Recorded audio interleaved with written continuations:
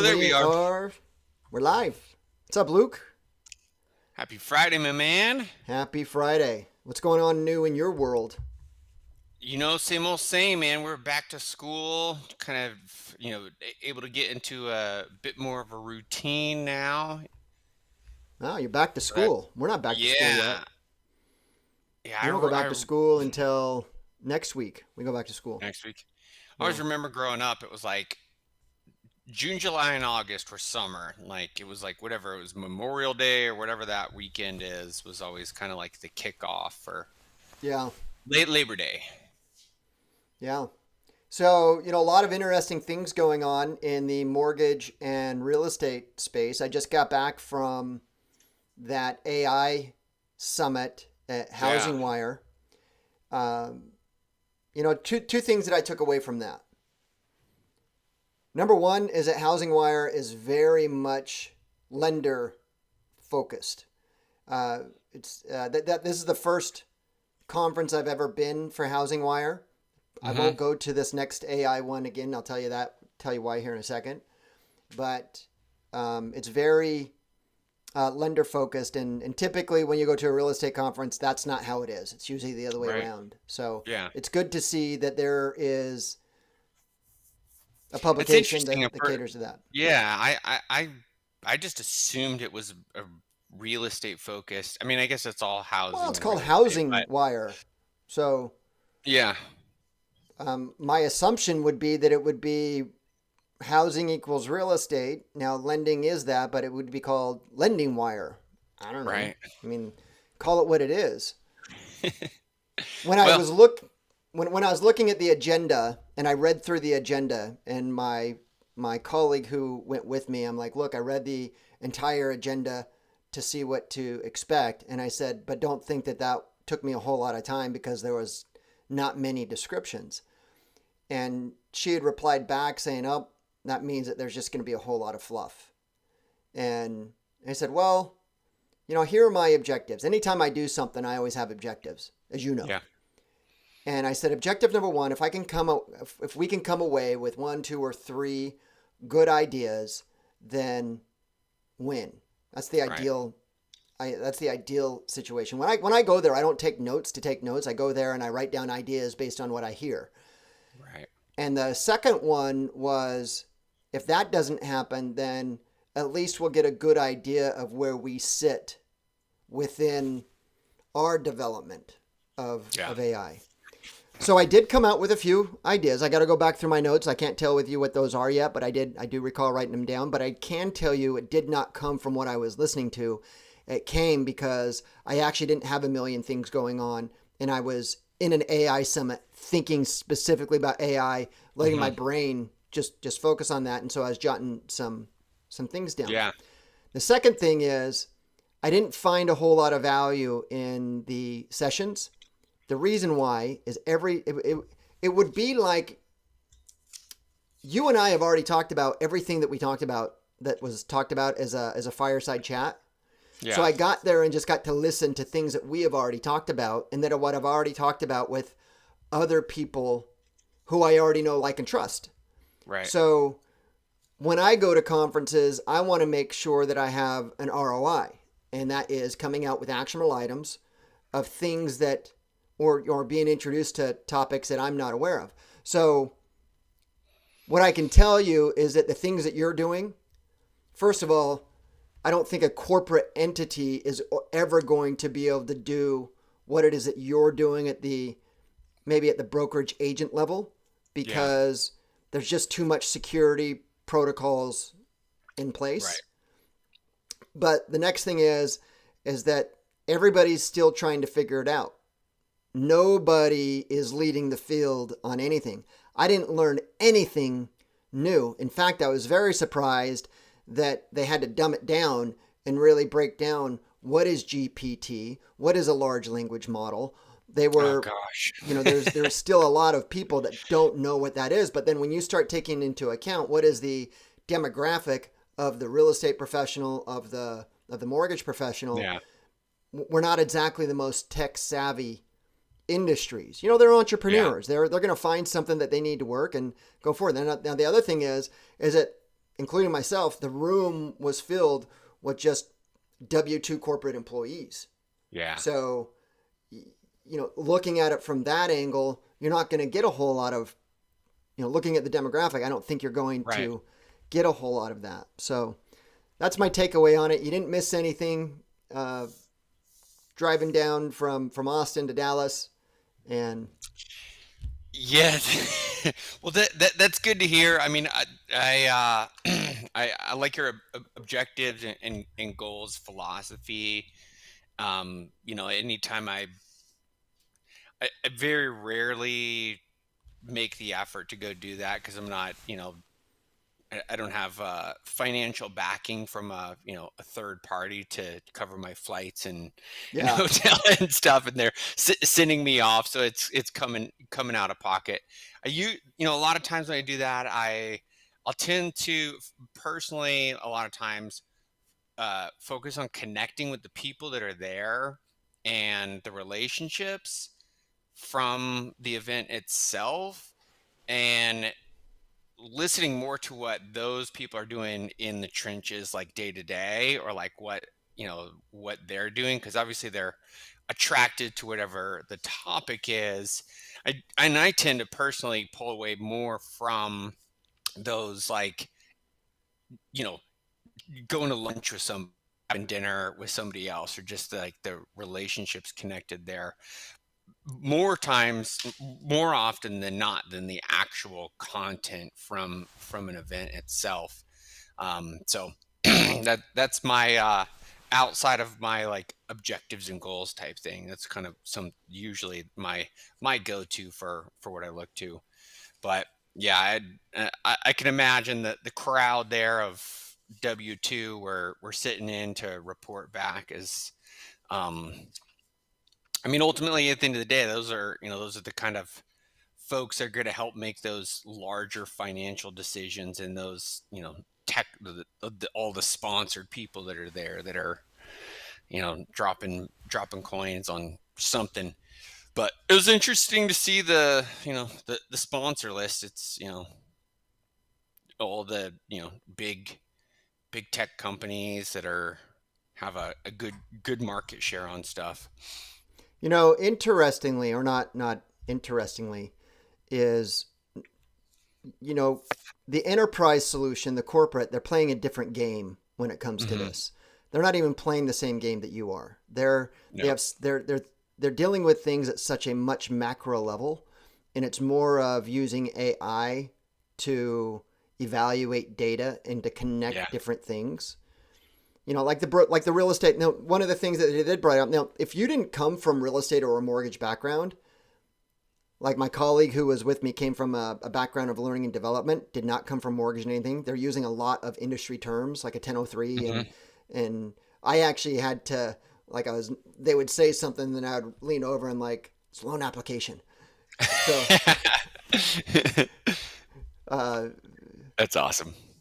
schedule this or schedule that and all of that. But like mortgage, they're using AI to evaluate applicants. They're Yeah. taking the application and then analyzing that, and so that's a use. That is something that somebody can use at the loan officer level, but it'd be very challenging for a loan officer to implement their own 1003 system with the security protocol. So that's where Right. it comes at the corporate level. So that's it. But then going back into the reasons why you go to conferences. I've been part of survey after survey after survey, to the point that I don't even think why we have to even resurvey it, on why people go to conferences. Mm-hmm. And two main things come up all the time without fail: networking and then learning something. That's Yeah. it. Those are the That's two it. top topics. So I've gone to more conferences and not paid for registration because I want to go and sit at the bar, and I want to go and either network, find Yeah. out who my ideal client is. If you go to sit at a bar at a conference and you just open a tab and you just start, that is better than paying for the registration if your goal is to network. Yeah. And to your point, to learn something, Like even when I went to funnel hacking, nothing new, Right. nothing new. And um, and I want to set up the networking before I go. Like it'd be really great to find out who's going there and then engage with them virtually Yeah. and then, build out that at least preliminary relationship and then meet up at the in person because there's a lot of ingenuity. There's a lot of ideas that come from those traditional around the water cooler talk. Like if Right. you and I talk often, but I mean, we consistently talk 30 minutes every Friday, unless one of us traveling. But if you and I were to get into a restaurant and we just sat around, just jam sessioning it out in like Right. 2 or 3 hours, we've solved all world problems Right. Seriously. because we're going to go from subject to subject to subject to subject that you can't do in this virtual In this little environment. container. Yeah. Yeah. And to that networking point, like it's really where I've found like the best uh ROI, if you want to put that on it, is meeting people in real life that I've actually been connected with online for uh, Yes. forever, right? It's like, um, it's like, oh, I've known this person or been connected with them for maybe years, and then finally get to have it, and that really kind of helps. I mean, it's allowed me to take those relationships so much further, or just deepen them. Like, there's something about that in person that really, takes things to a different level. Yeah. It is. The highest level of communication will always be in person communication, belly to belly, as they call it. What's Press and interesting, flesh. though, going back to what you and I have always said, like even now, the curriculum that we talk about, it's so frustrating when I talk to leaders and everybody still goes back to the traditional door knocking and cold calling. And it's actually really frustrating, especially at my level. I understand why most I can talk on behalf of the real estate agent. I'm Hmm. I'm speculating this is also the challenge with the loan officer. Most of these agents who are failing that are new into the business, even mortgage professionals, most of them are failing not because of their drive, not because of their work ethic. It's because they're putting them on the wrong activities in the future. Like Mm, you get them, you put them in a time machine and you throw them back yeah, 40, 50 years. Yeah, all of that's crushing going to it. work really, really well.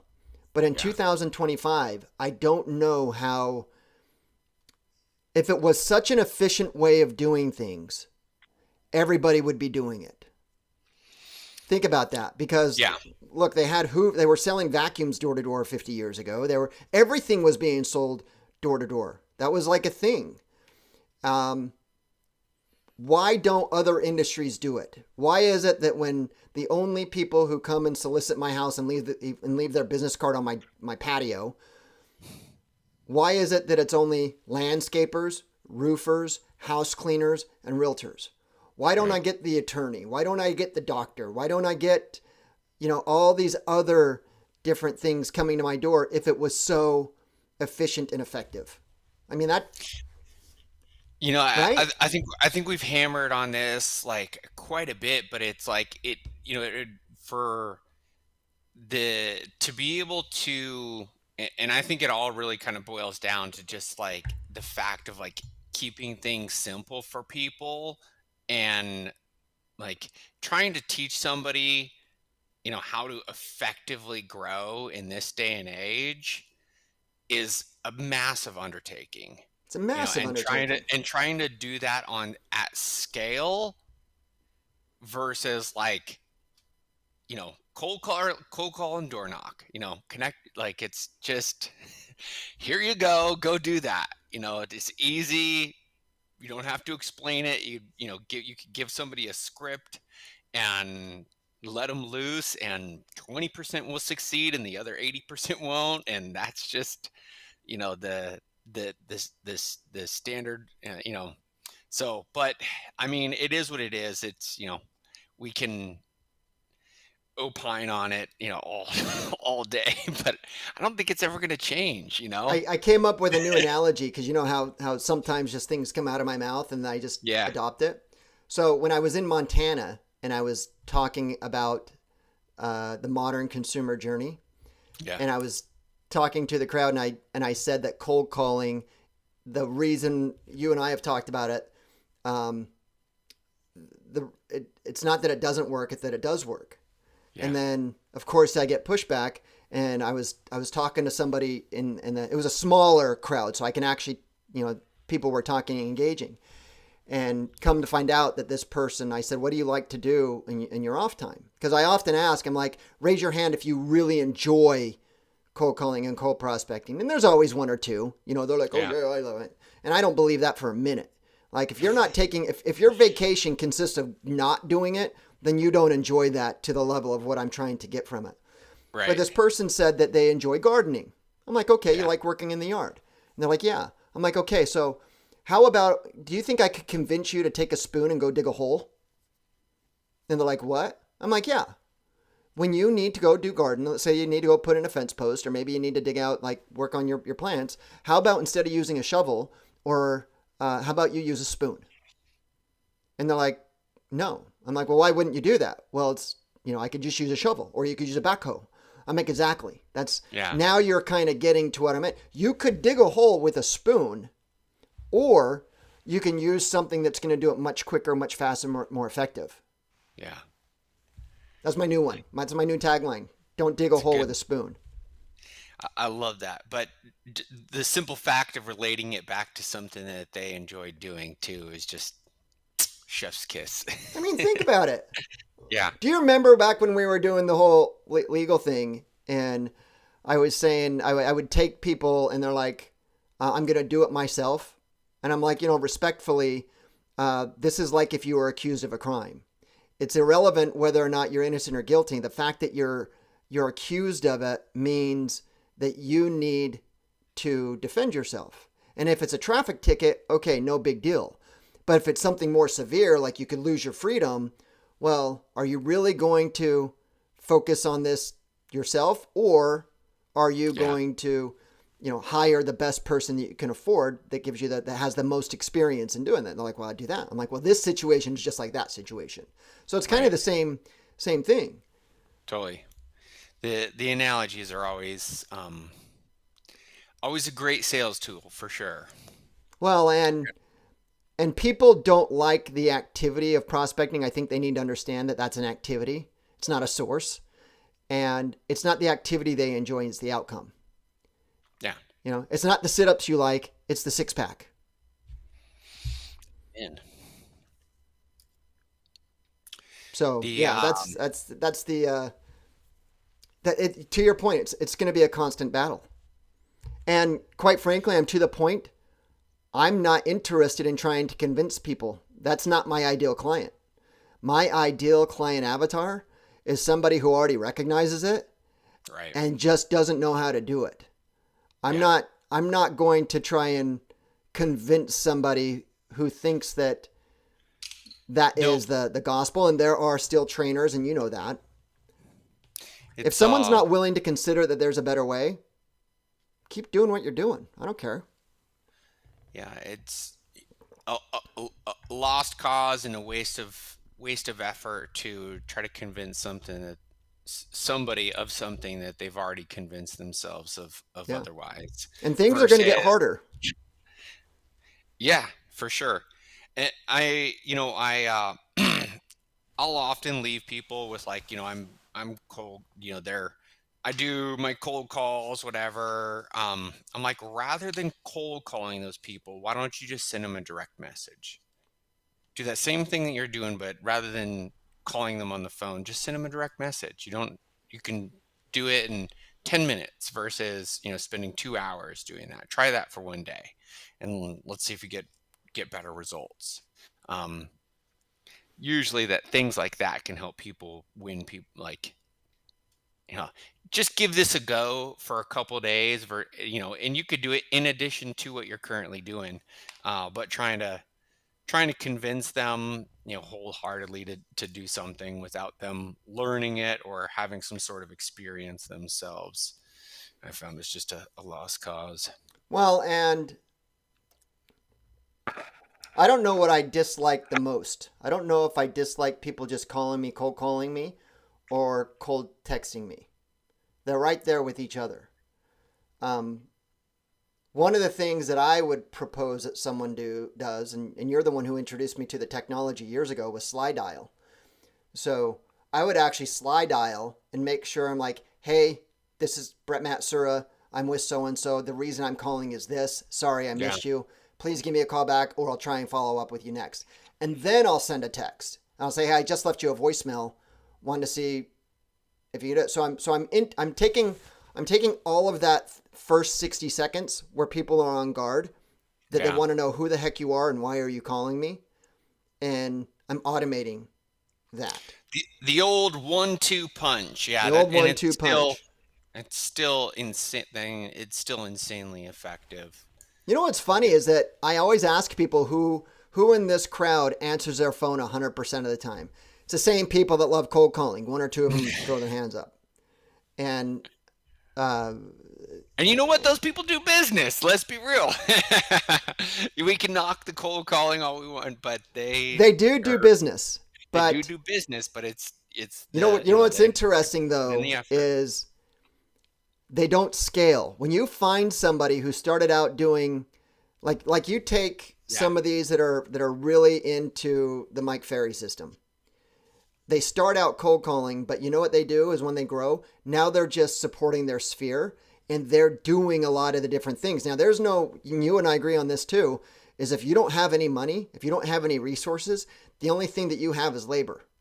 Yeah. That's all you can do. Is if you have to have, now I wouldn't door knock. There's too many inefficiency variables in there. And if I was to door knock, I would make sure I'm pitching the doorbell before I leave. Like nobody does that. Right. Like it's like leaving a voicemail message. If no one answers the door, pitch the doorbell, The Ring camera. pitch the Ring camera. That, and then offer them your free report. Do you want to, I just listed the home down the street from you. Going around to see if anyone knows, if they know of anyone who wants to move into an area. By the way, I offer this free report. It's a monthly market report, shares with you the value of your home. It's like a bank statement for your house. Would you like to get it? It's free. Here's my QR code. Fill it up. Scan the QR code or go to Scan the this, right? website. I love that, dude. So at least grow your database. Oh, I love that. That's So that's my pet project. So I'm working on launching my how to start rucking free report, and following that, I'm going to come up with the 45-day plan to get to that, and that's going to be my Semper Ruck thing. What's your where are you doing this on Instagram, TikTok?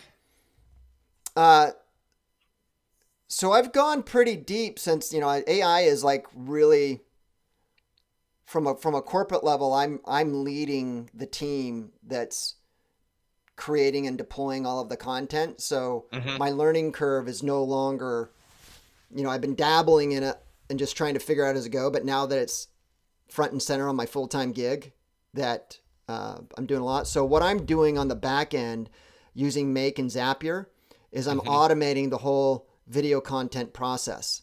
So for example, after this, and it's not built yet, I'm still working on building out the workflow with AI. But Yeah. for example, when we're done here, I'm going to take the video and I'm going to put it in a file. It's going to trigger Make. Make's going to send it to Descript. Descript's going to transcribe it, send it to ChatGPT, evaluate it, determine what it's about, and then it's going to go and put it in the necessary project folders. From there, it's going to send it back to Descript to edit it. And then once the edit is done, it's going to send it to Opus Clip. And so all of the 80% of the whole development is going to be handled on the back end with ChatGPT analyzing and everything. There's going to be some human quality control stuff. Yeah. But I'm documenting that process because once I get that process done, because I got like I got work, I got like a lot of work stuff that I'm doing that I have Right. to do on my own that I want to offsource. I got Semper Ruck. I've got a lot of things that are going on for things that if I also want to do the whole tactical agent. I want to get out there and do property videos like what we've talked about. Yeah. And my challenge hasn't been the recording. I got tons of recordings. It's the Right. editing and posting. That's what's taking up a lot of time. What I find is if you have a minute, 90 seconds is YouTube for a short. Well, Hmm. 90 seconds for a complete short is, it's a tenfold on the amount of time you have to do to edit and post it and such.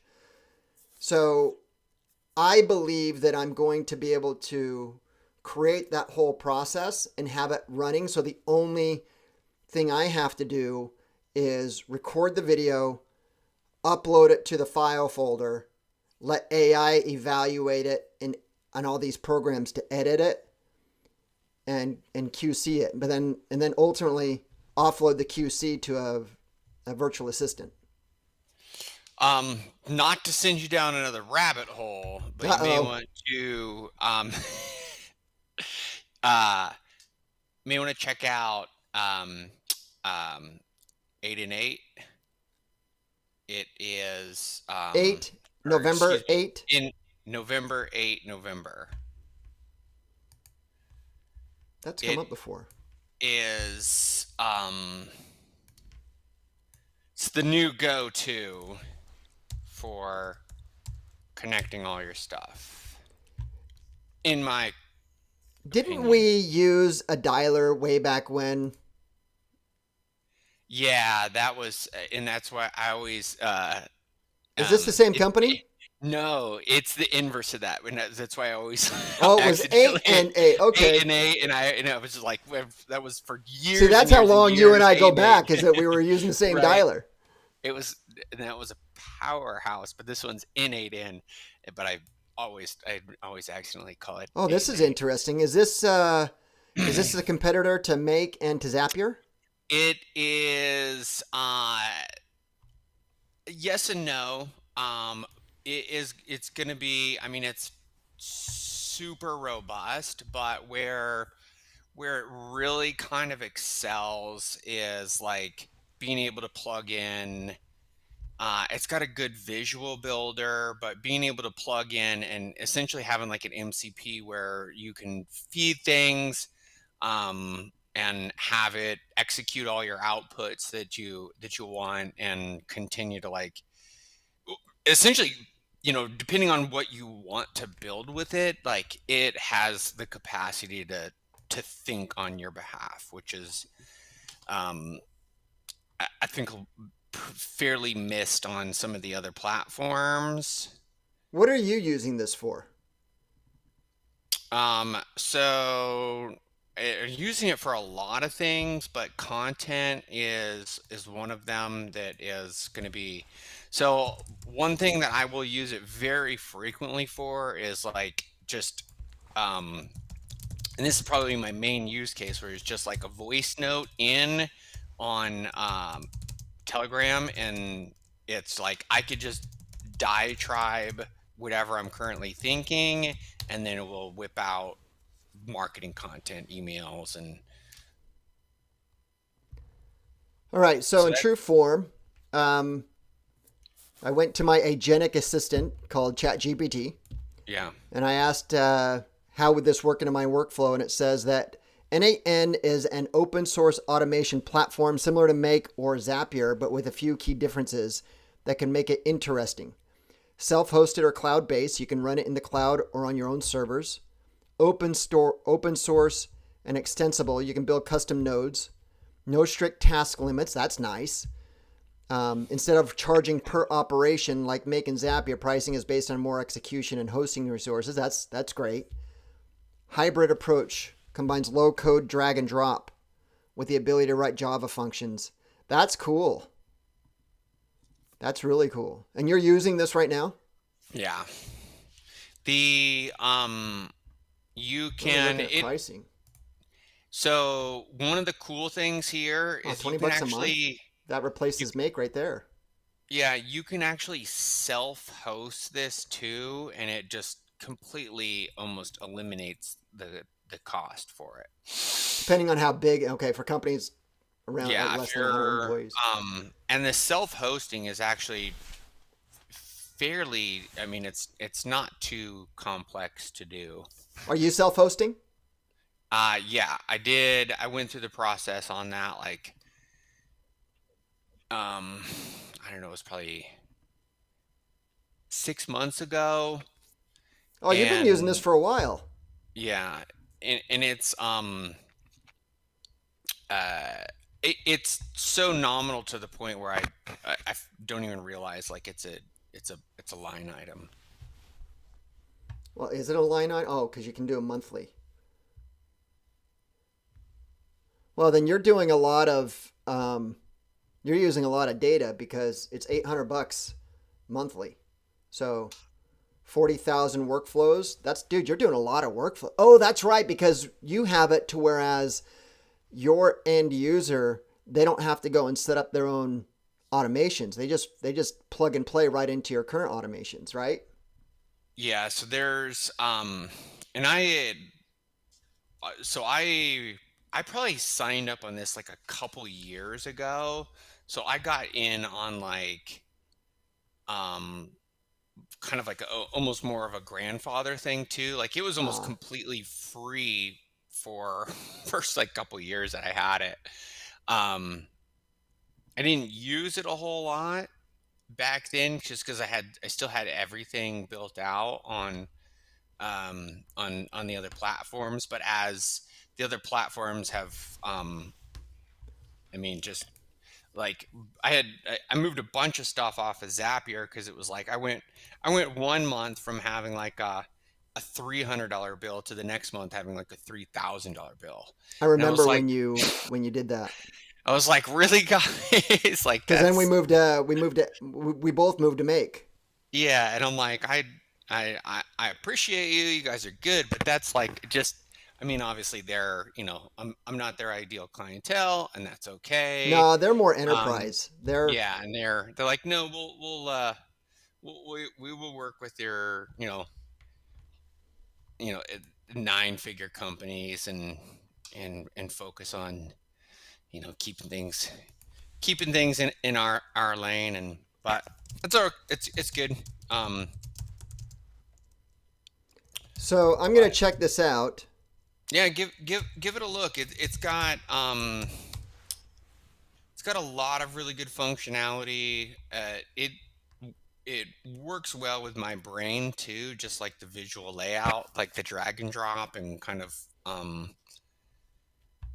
versus Zapier's like linear thing, which I mean I was really comfortable with it because I've been using it for so long, but just user interface just works well with how my brain works too. So Yeah, it says think of Make.com as your front line for quick automations and NAN as your backbone for long-term high volume and or sensitive workflows. That's interesting. I'll have to check that. I'm definitely going to check that out. give it a look, see. Yeah, and it works with pretty much everything. So it's could very easily start to incorporate into some of your things, content specifically. Yeah. All right. Well, we are at Here we are. time. I wanted to talk to you about the real estate market, but we'll do that next go round. It's not See going when anywhere. you've seen things. Oh, it's not going anywhere. We don't really need to talk about it at all. All right, my friend. I'll talk to you next Beautiful. week. Bye. Have a good one, man.